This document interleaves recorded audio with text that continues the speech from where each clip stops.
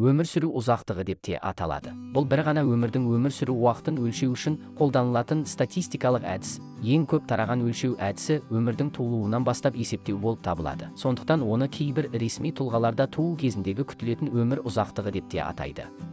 Сауалнамалар сондай-ақ жиі әртүрлі жыныстар мен жас бойынша дәлірек статистика жасайды. Өмір сүру ұзақтығы мен әл-ауқатын өлшейтін маңызды көрсеткіштердің бірі.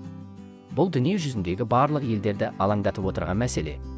Географиялық ортадағы, мәдени тарихтағы, дәстүрлі тұжырымдамалардағы және ұлттық медициналық деңгейдегі әртүрлі елдердегі адамдардың өмір сүру ұзақтығының айырмашылығына байланысты кейбір айырмашылықтар да бар. 2021 жылғы жағдай бойынша Африка құрлығы әлемдегі орташа өмір сүру ұзақтығы ең төмен аймақ болып табылады. Оның себебі Африка елдерінің көпшілігі үшінші әлем елдері. Экономикасы артта қалғандықтан отандық медицинаның деңгейі төмен. Көптеген аудандар жұқпалы аурулармен бетпе-бет келуде. Билікте, халықта кедей болған жағдайда елде өршіп тұрған жұқпалы ауруларды тоқтату қиынға соғады. Халық тиімді емдеумен алдын ала алмайды. Нәтижесінде африкалықтардың өмір сүру ұзақтығы төмен деңгейде. Керісінше, Еуропа құрлығы қазіргі уақытта өмір сүру ұзақтығы ең жоғары аймақ болып табылады. Еуропа елдерінің жалпы бай екенін ескере отырып, адамдар өмір сүру ортасы мен медициналық қызмет көрсету тұрғысынан жоғары қолайлылыққа ие болады, және өмір сүру ұзақтығының артуына ықпал ететін өмір сүру қысымы төмендігі. Бүгін Біріккен ұлттар ұйымының халықты орналастыру бөлімі жасаған бағалауларға әлемде өмір сүру ұзақтығы ең жоғары елдер мен аймақтардың қай жерде екенін және осы елдердегі адамдардың ұзақ өмір сүруінің себептерін қарастырайық. Сингапур туралы сөз болғанда, көп адамдар алдымен оның дамыған экономикасы мен өмір сүру деңгейі туралы ойлайды. Тропиктік белдеуде орналасқан Сингапур, оңтүстік шығыс Азиядағы әйгілі туристік қала ғана емес, сонымен қатар экваторлық аймақта сирек кездесетін өмір сүру ұзақтығы жоғары мемлекет. Сингапурда шамамен 5,5 миллион адам тұрады. Әйелдердің орташа өмір сүру ұзақтығы шамамен 86-да 1 жасты, ал ерлердің өмір сүру ұзақтығы 82 жасты құрайды. Елдегі орташа өмір сүру ұзақтығы шамамен 84-те 1 жасты құрайды. Бұл оңтүстік шығыс Азиядағы өмір сүру ұзақтығы ең жоғары ел болды. Диета тұрғысынан көп ұлтты ел ретінде Сингапур өзінің алуан түрлі тағамдарымен танымал. Ел ішінде тамақтар негізінен жаңа піскен көкөністер мен ет қосылған күріш болып табылады, және ол әртүрлі теңдестірілген қоректік заттарға назар аударады. Азық-түлік қауіпсіздігін қамтамасыз ету үшін Сингапурда сонымен қатар азық-түлікті қадағалау жүйесі бар. Тамақ өнімдерін қадағалау жүйесі, тамақ өнімдерін өндіру, өңдеу, әкелу және көтерме саудасы бойынша нақты заңдар мен ережелерді енгізу, қатаң халықаралық қауіпсіздік стандарттары мен сертификаттау жүйелерін атқаруда. Табиғи ортасы жағынан Сингапур нағыз бақ қала, ол өзінің таза және әдемі қалалық ортасымен бүкіл әлемге әйгілі. Қаланың орманды көгалдандыру деңгейі 50% жетеді. Ауаның ластану индексі өте төмен, сыртқы инфрақұрылым тамаша және ол жыл бойы жаз болады. Адамдар тұрақты ашық табиғи стадионда жүргендей болады. Сонымен қатар Сингапурды әртүрлі қалалық өмір сүру рейтингтерінің алдыңғы қатарынан жиі көресіз. Сонымен қатар Сингапур үкіметі зиянды әдеттерді ауыздықтау тұрғысынан темекі шегу орындарын қатаң шектеу және түнгі уақытта ашық жерлерде алкогольді ішуге тыйым салу туралы заң қабылдады. Адамдардың қоғамдық орындарда ішімдік ішуіне тыйым салумен қатар, белгіленген сағаттарда магазин саудагерлерге де алкогольді сатуға тыйым салынады. Темекі мен алкогольге салынатын салық басқа елдерге қарағанда жоғары. Қатаң шаралар тізбегі тұрғындардың шылым шегу мен ішімдік ішуін белгілі өлшерде азайтты. Қала тазалығын қамтамасыз етумен қатар, зиянды әдеттерден алыстаттырды. Азаматтардың физикалық және психикалық денсаулығына оң әсер етті. Жақсы өмір сүру және тамақтану әдеттерінен басқа, Сингапурдың ұзақ өмір сүруінің құпиясы да оның жан-жақты медициналық жүйесімен тығыз байланысты. Елдегі медициналық тиімділік әлемдегі ең жоғары көрсеткіш. Дүниежүзілік денсаулық сақтау ұйымы Азиядағы ең тиімді медициналық жүйе деп бағалады. Азиядағы медициналық мекемелер тізімінде бірінші орында. Отандық медициналық көмектің сапасы озық әрі тиімді сапасымен танымал. Бұл ірі медициналық дағдарыстармен күресуге қабілетті азиялық ел ретінде белгілі. Сингапур азаматтары немесе тұрақты тұрғындар да үкіметтің медициналық субсидияларын пайдалана алады. Төртінші орында 8,8 миллионға жуық халқы бар Швейцария тұр. Олардың ішінде әйелдердің орташа өмір сүру ұзақтығы шамамен 86 жасты, ал ерлердікі 82,4 жасты құрайды. Елдегі орташа өмір сүру ұзақтығы шамамен 84 жасты құрайды. Бұл әлемдегі төртінші болып Еуропа континентіндегі ең ұзақ өмір сүретін ел. Баршамызға белгілі, Швейцария әлемдегі ең бай елдердің бірі болып табылады, және оның азаматтарының өмір сүру сапасы әлемде алдыңғы қатарда. Отандық адамдардың ұзақ өмір сүруінің артында оны шамамен 3 бөлікке бөлуге болады. Қоршаған орта, медициналық көмек және диета. Швейцарияның ерекше табиғи ортасы бар. Альпі тауларына жақын орналасқандықтан, Швейцария негізінен үстірттер мен таулардан тұрады. Оның өте әдемі табиғи ортасы бар. Швейцарияның биік таулы болуына байланысты таза ауасы мен таза суы бар. Адамдарды жасыл таулар қоршап тұрады. Табиғи экологиялық артықшылықтардан басқа, Швейцария үкіметі қоршаған ортаны қорғауға үлкен күш салды. Ол қоршаған ортаны қорғау саласындағы заңдар мен ережелердің кең ауқымын тұжырымдады. Осылайша елде тұрақты орман жамылғысы, су сапасы, таза ауа және шу деңгейі төмен. Бұл сонымен қатар Еуропадағы көліктердің пайдаланылған газдарды шығару стандарттары ең қатал ел болып, қоршаған ортаны қорғау туралы хабардарлық пен экологиялық артықшылықтар сериясы швейцариялықтарға ұзақ уақыт өте таза ортада өмір сүруге мүмкіндік береді. Медициналық көмекке келетін болсақ, дамыған елдердің мүшесі ретінде Швейцария жоғары сапалы медициналық қызметке, толық отандық медициналық жүйеге және жеткілікті қорғанысқа ие.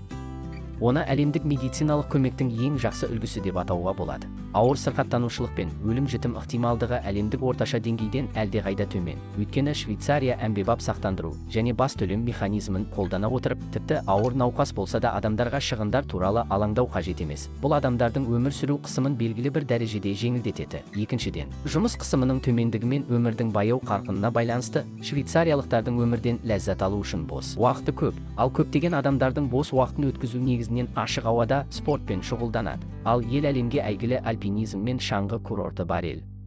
Осылар денсаулық пен ұзақ өмір сүруге көп көмектеседі. Сонымен қатар, Швейцариядағы тағам түрлері басқа еуропалық елдер сияқты әртүрлі болмаса да құрылымы айтарлықтай бай. Жерорта теңізі жағалауындағы елдерде негізінен көкөністер мен жемістер, жаңа піскен балық, тұтас дәнді дақылдар және бұршақ пен зәйтүн майы басым.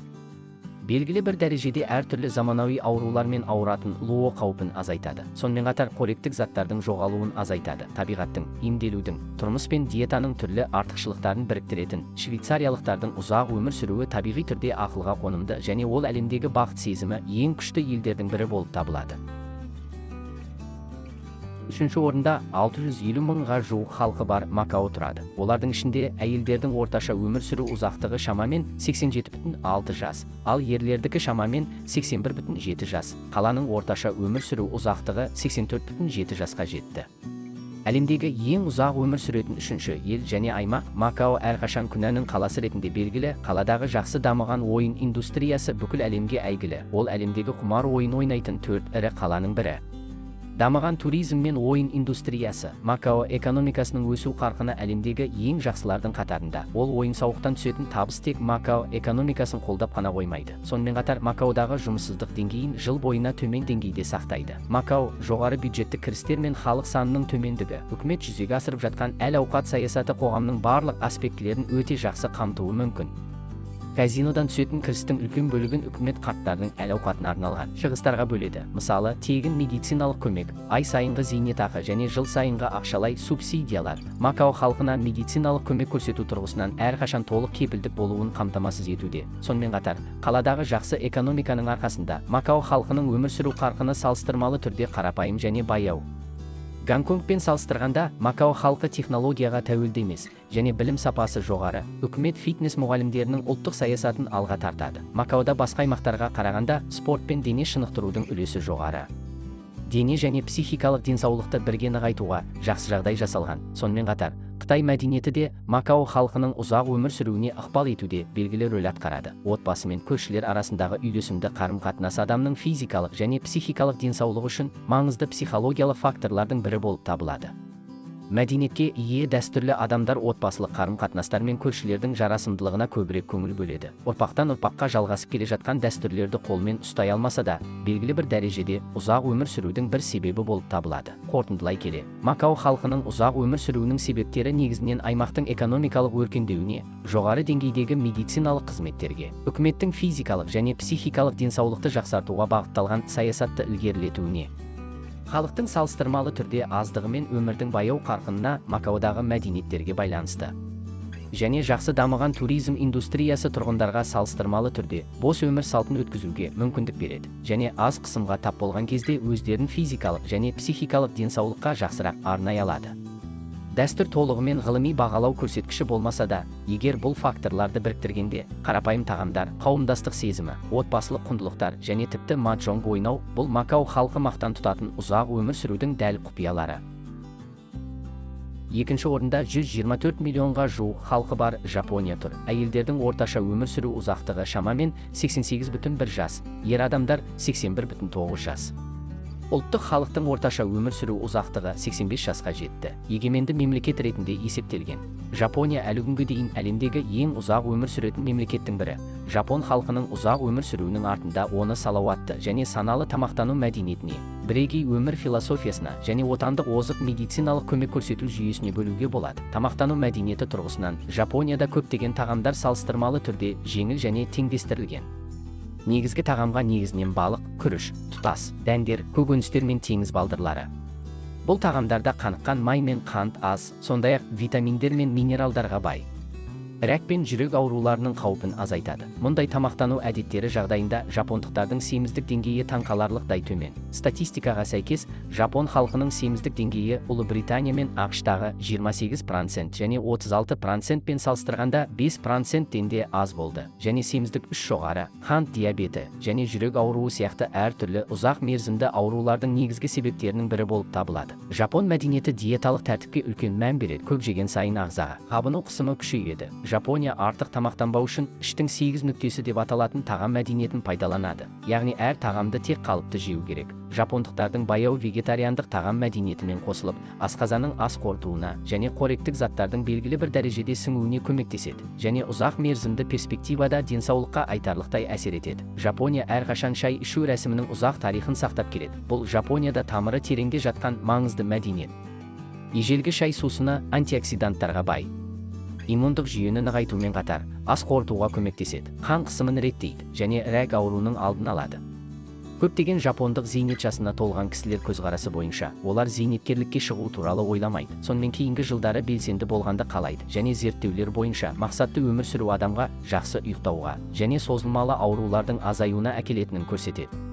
Өмір сүру ұзақтығын жанама түрде ұзартады. Осылайша күнделікті өмір сүру Жапонияда кең таралған. Бұл сонымен қатар Окинаваның көптеген ұзақ өмір сүретін ақсақалдарының кілттерінің бірі болып табылады. 100 мың тұрғынның арасында орташа есеппен 68 адам 100 жастан келеді.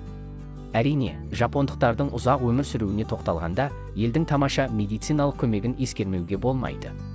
Жапония Азиядағы ең дамыған елдердің бірі. Денсаулық сақтау жүйесі әлемде алдыңғы қатарда. Үкімет 1960 жылдардың өзінде халыққа арналған медициналық процедуралар құнының жартысынан көбін қамтитын және жергілікті азаматтарға қамқорлық жасау үшін әртүрлі аурулардың алдын алу шараларын қолданатын медициналық қамсыздандыру саясатын енгізді. Осылайша азаматтар жоғары деңгейдегі медициналық қызметтерді толық пайдалана алады. Сонымен Жапония әлемдегі ең ұзақ өмір сүретін елдердің бірі болып табылады. Дүние жүзінде орташа өмір сүру ұзақтығы бойынша шамамен 7,5 миллион халқы бар Гонконг бірінші орынға ие болды. Ерлердің орташа өмір сүру ұзақтығы 82,3 жас, ал әйелдердікі 88,1 жас. Адамдардың орташа өмір сүру ұзақтығы шамамен 85,3 жас.